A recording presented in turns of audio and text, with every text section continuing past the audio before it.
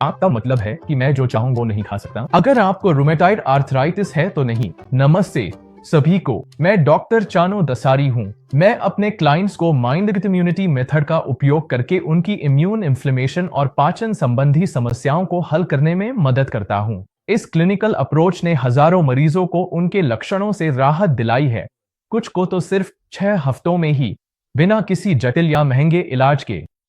इस वीडियो में मैं आपको बताऊंगा कि रूमेटॉइड आर्थराइटिस के लिए किन खाद्य पदार्थों से बचना चाहिए। सूजन को जल्दी से उलटने के लिए मैं कुछ वैज्ञानिक शोधों की समीक्षा करूंगा और विस्तार से बताऊंगा कि मेरे मरीज अपने आहार को कैसे बेहतर बनाते हैं ताकि उनके लक्षण दूर हो सकें। यह सामग्री मेरी माइंड इम्यूनिटी अकादमी से ली गई है, जहां आप जैसे लोग हमेशा के लिए अपने रूमेटॉइड आर्थराइटिस के लक्षणों को हराना सीखते हैं, भले ही डायग्नोसिस स्पष्ट न हो।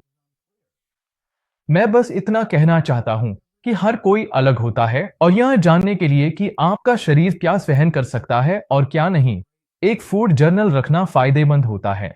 भोजन का सेवन और लक्षणों की निगरानी रूमेटॉइड आर्थराइटिस की गंभीरता ट्रैक करने महत्वपूर्ण है।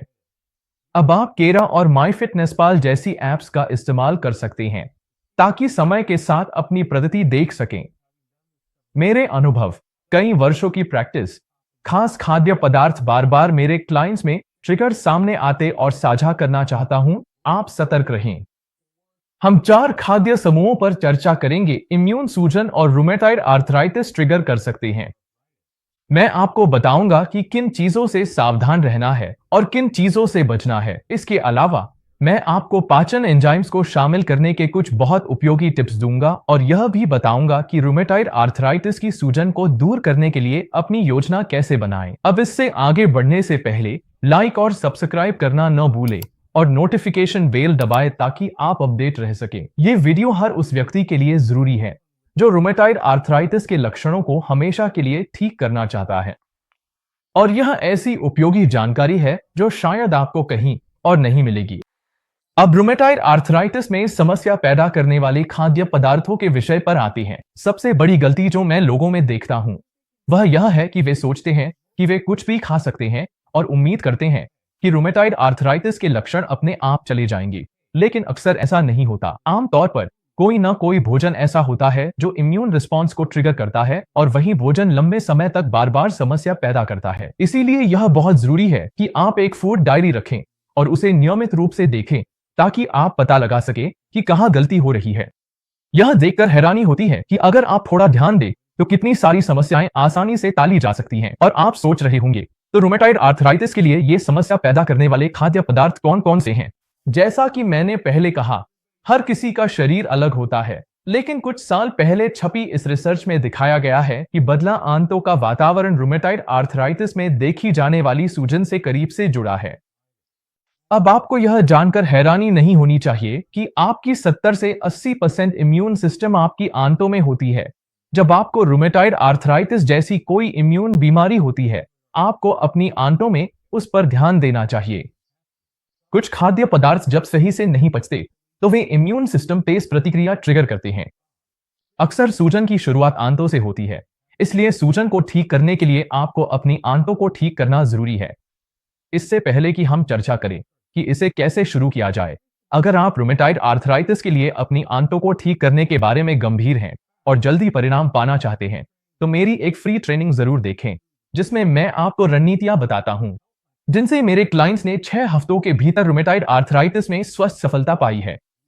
आप इसे वीडियो के नीचे दिए गए लिंक पर जाकर देख सकते हैं और मुझे पूरा यकीन है कि यह आपके लिए बहुत मददगार साबित होगा। यह लिंक आपको एक ऐसे पेज पर ले जाएगा जहां आप अपना ईमेल डालकर रूमेटॉइड आर्थराइटिस को रिवर्स करने की फ्री ट्रेनिंग प्राप्त कर सकते हैं। आपको जानने के लिए सारी जानकारी वहीं मिल जाएगी, जिसमें एक फ्री गाइड भी शामिल है जिसमें खास डाइट संबंधी सुझाव दिए गए हैं और ढेरों मददगार केस स्टडीज हैं जिनमें आपके जैसे ही लोगों ने अपनी स्थिति को पूरी तरह से पलट दिया और अब वे स्वस्थ हैं।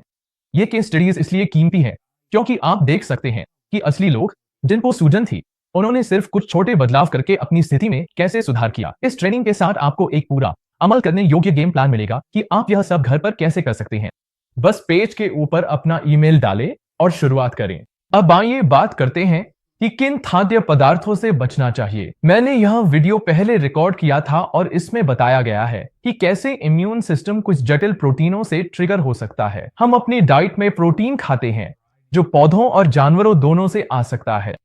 प्रोटीन मूल रूप से कई अमीनो एसिड्स के आपस में जुड़े होने से बनता है।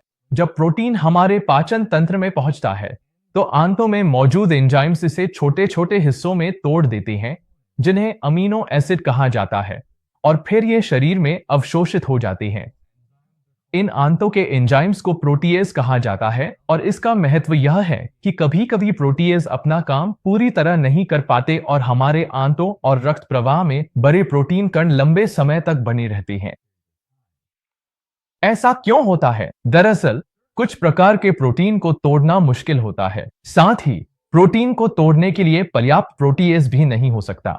प्रोटीएज एंजाइम्स हमारे शरीर द्वारा बनाए जाते हैं, लेकिन ये कई प्रकार के पौधों में भी पाए जाते हैं।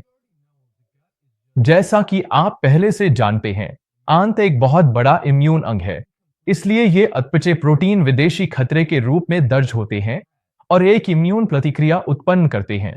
मूल रूप से शरीर सोचता है कि ये बड़े अतपचे प्रोटीन उस पर हमला कर रहे हैं, इसलिए यह कई तरह के इम्यून रसायन छोड़ता है जिससे सूजन होती है और यह समस्या बन सकती है। मैं आपको कुछ उदाहरण देता हूं। ऑटोइम्यून बीमारी में बोवाइन सीरम एंटीबॉडीज। कुछ बहुत प्रसिद्ध अध्ययन हैं जिन्होंने इस पर शोध किया है कि मानव शरीर बीफ और गाय के दूध पर कैसे प्रतिक्रिया करता है। कई लोगों में गाय के सीरम प्रोटीन पूरी तरह से नहीं टूटते और लोगों में एंटीबॉडी बन जाती हैं। ये एंटीबॉडी इम्यून बीमारियों में 10 गुना ज्यादा आम है। कैसीन और वे। कई लोग दूध के प्रोटीन में मौजूद कैसीन को नहीं तोड़ पाते। कुछ लोगों को वह से भी दिक्कत होती है। अगर आप इम्यून इन्फ्लेमेशन से जूझ रहे हैं तो कैसीन से पूरी तरह बचना सबसे अच्छा है और शायद ज्यादातर वह उत्पादों से भी। इसमें डेयरी दूध और पनीर भी शामिल हैं। अपने प्रोटीन पाउडर की भी जांच करें कि कहीं वह आपको समस्या तो नहीं दे रहा। मैं पौधों पर आधारित प्रोटीन को प्राथमिकता देता हूं, लेकिन अगर आप वह का इस्तेमाल करना चाहते हैं तो मैं वह आइसोलेट की सलाह दूंगा, न कि वह कंसंट्रेट की जिसमें थोड़ी मात्रा में कैसीन होता है। इसमें व्यक्ति व्यक्ति में थोड़ा फर्क हो सकता है, इसलिए अगर आप अभी शुरुआत कर रही हैं तो इससे पूरी तरह बचना सबसे अच्छा है। लेकिन एक बार जब आप इस प्रक्रिया में निपुण हो जाएंगे तो आप देख पाएंगे कि चीजें कैसे बदलती हैं। कैसीन की एक किस्म होती है जिसे अदो कहा जाता है, जिसे पचाना थोड़ा आसान होता है लेकिन इसे ढूंढना मुश्किल है और आपको खास तौर पर दो गाय के दूध की तलाश करनी पड़ती है। मैं इसके बारे में नोट सेक्शन में एक लिंक डाल दूंगा। ग्लूटेन।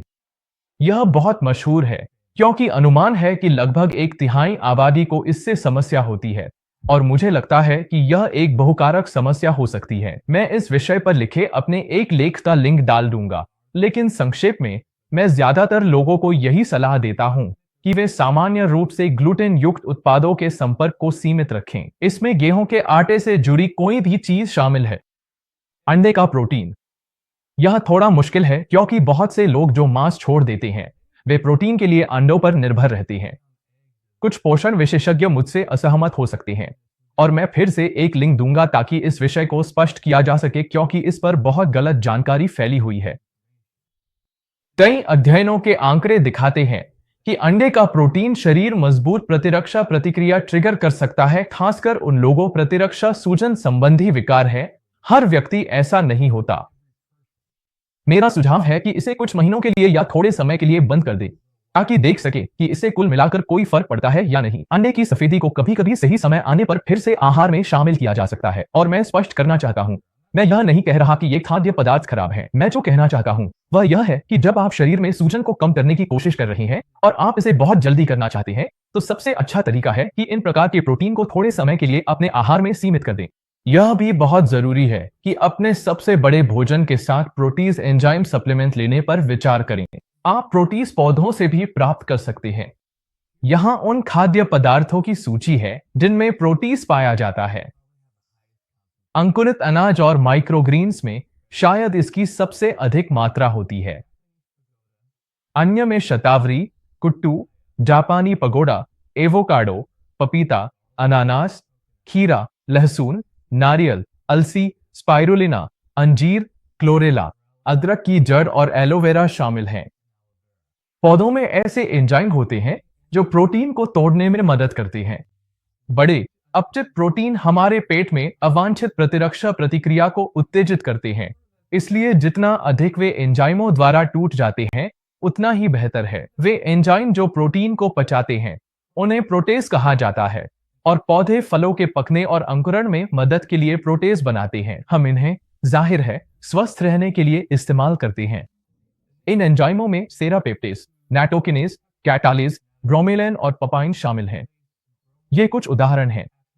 हमारे आहार में हमें ये एंजाइम मुश्किल से पर्याप्त मिलते हैं जब तक कि हम माइक्रोग्रीन्स अंकुरित अनाज न खा रहे हों।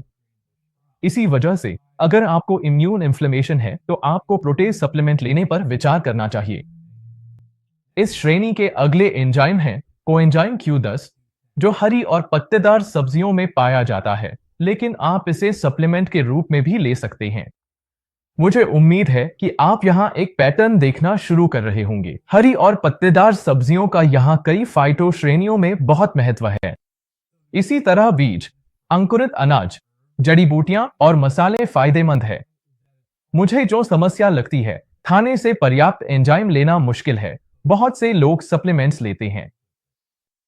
फिर से सभी प्रोटीन सप्लीमेंट्स एक जैसे नहीं होते और आपको यह सुनिश्चित करना चाहिए कि जो एंजाइम आप मंगा रहे हैं उनमें विभिन्न पीएच वातावरणों में सक्रियता की पुष्टि हो।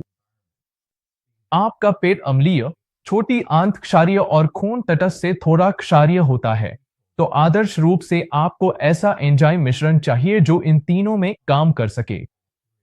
ठीक है, मुझे उम्मीद है कि आपको यह वीडियो पसंद आया होगा। अब मैं जानना चाहता हूं कौन कौन से खाने आपकी समस्याओं को ट्रिगर करते हैं और क्या आपने उन्हें खाने से बचने की कोशिश की है। मुझे पता है कि हर कोई अलग होता है, लेकिन जो कुछ लोगों के लिए काम करता है वह दूसरों के लिए भी फायदेमंद हो सकता है।